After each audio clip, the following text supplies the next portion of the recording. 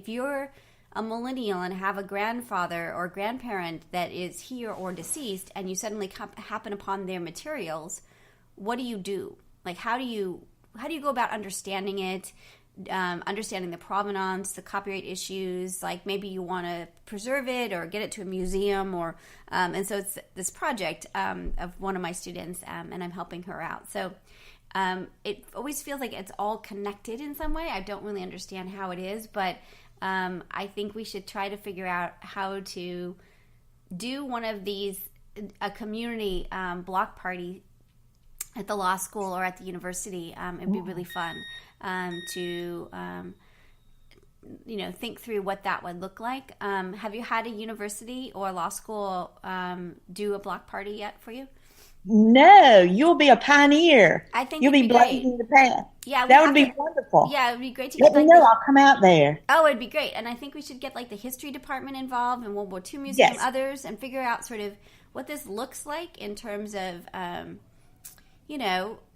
experiencing it. And this project's all about is sort of experiencing things. So I think it'd be really fun to do that. So let's chat more about what that looks like and who would have to get involved. Because we might see if we could get some, red donations from our local quilt shops and things like that. So we'll see what does it look like? What does this project look like, and how can we experience being part of it? It'd be super groovy. Please keep me posted and let me be a part of that however I can. All right, cool. In a former chapter of my life, I have all my life been the family historian. In a former chapter of my professional life, my career has been personal historian. Really? And adult children would pay me to interview usually their dads, who were World War II veterans. Really? And I would scan their photos and their documents. I'd go through it. I recorded their stories. I did research, contextual research, shaped it all into narrative, and created leather-bound books and started family libraries around the South. Oh, my goodness. Well, we have to have you on the other podcast then. I'm like, that's amazing. Right?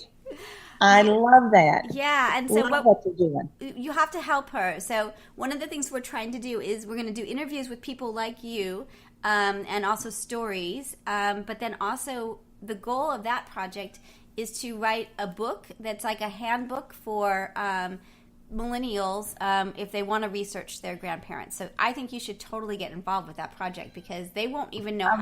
We don't know how to do that yet. But that was kind of the goal. I can do that. Yeah, so that would be super cool. I set up my own publishing company so I could do these books. Oh, really? Yeah. So you just, keep my name in front of you. Cool. I will connect you with her. But let's have a conversation once. I'll email her. Let's chat some more, because we really are at the very beginning of that project. This is a new project, but that one's even newer. So we're still trying to think through what it is, but she's very passionate about it, and I'm one of the people helping her out on it. So right, so I think it's so crazy how many connections there are, and I really adore chatting with you. Oh, I love chatting with you too. And like I said, this isn't it. No. And this is not the end. This is the end of the podcast, but because I have more things to talk to you about. So, yay.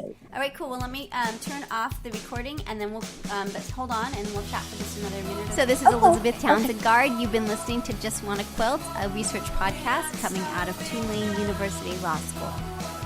We want to hear from you. Join our army, our quilting army. Go to our Facebook page. Suggest people to be interviewed. Suggest yourself to be interviewed. We are excited to hear from you. But most importantly, I hope you get a chance to quilt today.